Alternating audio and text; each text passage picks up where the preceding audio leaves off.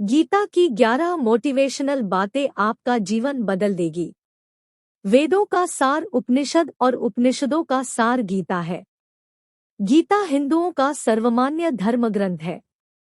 गीता को पढ़ने और समझने से सभी तरह के दुखों का अंत हो जाता है। यह हमें जीवन जीने की कला सिखाती है। आओ जानते हैं गीता के 11 मोटिवेशनल क्वेट्स जो आपका जीवन बदल देंगे। 1. क्रोध का त्याग कर दें। क्रोध से मनुष्य की मति मारी जाती है यानी मूढ़ हो जाती है, जिससे स्मृति भ्रमित हो जाती है। स्मृति भ्रम हो जाने से मनुष्य की बुद्धि नष्ट हो जाती है और बुद्धि का नाश हो जाने पर मनुष्य खुद अपना ही का नाश कर बैठता है। 2. मृत्यु से भी बढ़कर है मृत्यु का भय।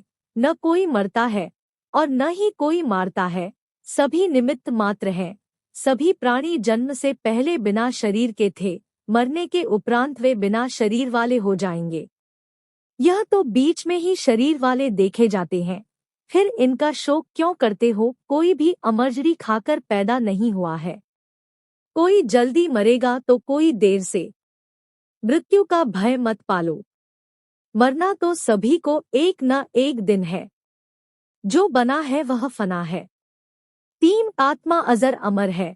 आत्मा को न शस्त्र काट सकते हैं, न आग उसे जला सकती है, न पानी उसे भिगो सकता है, न हवा उसे सुखा सकती है।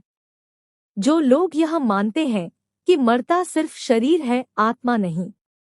मेरे अपने जो मर गए असल में वे मरे नहीं हैं, उन्होंने तो देह छोड़ी है।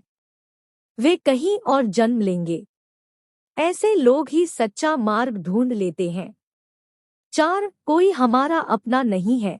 गीता में श्री कृष्ण अर्जुन से कहते हैं कि हे अर्जुन, तेरे और मेरे कितने ही जन्म हो चुके हैं। आज जिसे तू अपना समझ रहा है वे पूर्व जन्म में तेरे नहीं थे। मेरे और तेरे बहुत से जन्म हो चुके हैं। मैं उन सभी जन्मों के बारे जानता हूँ, लेकिन तू नहीं जानता।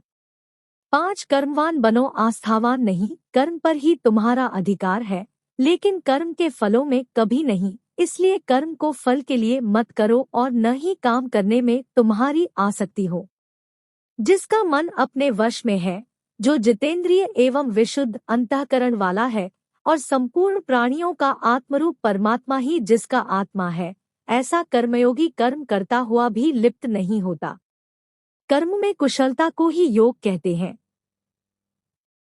6. नरक का द्वार। काम, क्रोध तथा लोभ, ये 3 प्रकार के नरक के द्वार सर्व अनर्थों के मूल और नरक की प्राप्ति में हेतु होने से यहाँ काम, क्रोध और लोभ को नरक का द्वार कहते हैं। आत्मा का नाश करने वाले अर्थात उसको अधोगति में ले जाने वाले हैं। अतएव इन तीनों को त्याग देना चाहिए। 7. व्यर्थ की चिंता छोड़ वर्तमान में जियो। क्यों व्यर्थ की चिंता करते हो? किससे व्यर्थ डरते हो? कौन तुम्हें मार सकता है? आत्मा न पैदा होती है न मरती है।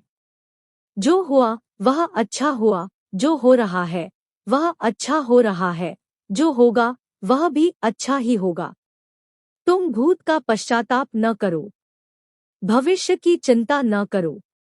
वर्तमान चल रहा है। 8. लगाव की दुख का कारण है तुम्हारा क्या गया जो तुम रोते हो? तुम क्या लाए थे जो तुमने खो दिया? तुमने क्या पैदा किया था जो नाश हो गया?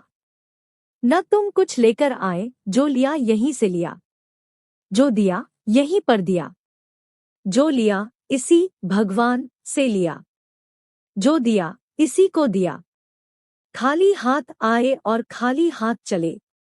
जो आज तुम्हारा है कल और किसी का था, परसों किसी और का होगा। तुम इसे अपना समझकर मग्न हो रहे हो। बस यही प्रसन्नता तुम्हारे दुखों का कारण है। 9. परिवर्तन को समझो और उसके साथ रहो। परिवर्तन संसार का नियम है। जिसे तुम मृत्यु समझते हो वही तो जीवन है। एक क्षण में तुम करोड़ों के स्वामी बन जाते हो, दूसरे ही क्षण में तुम दरिद्र हो जाते हो।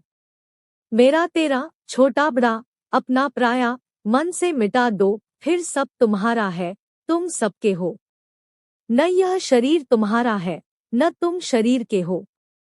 यह अग्नि, जल, वायु, पृथ्वी, आकाश से बना है और इसी में मिल जाएगा, परंतु आत्मा स्थिर है, फिर तुम क्या हो? 10 धर्म की शरण में रहो। यदि तुम खुद कुछ नहीं कर सकते हो तो श्री कृष्ण कहते हैं कि तुम अपने आप को भगवान को अर्पित करो। यही सबसे उत्तम सहारा है।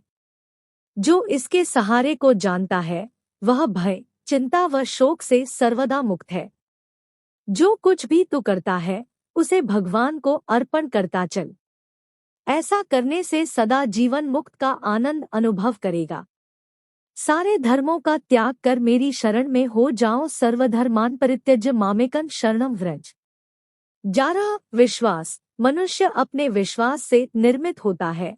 जैसा वह विश्वास करता है वैसा वह बन जाता है। सदैव संदेह करने वाले व्यक्ति के लिए प्रसन्नता न इस लोक में है और न ही परलोक में। जो कोई भी व्यक्ति जिस किसी भी देवता की पूजा विश्वास के साथ करने की इच्छा रखता है, मैं उस व्यक्ति का विश्वास उसी देवता में दृढ़ कर देता हूँ।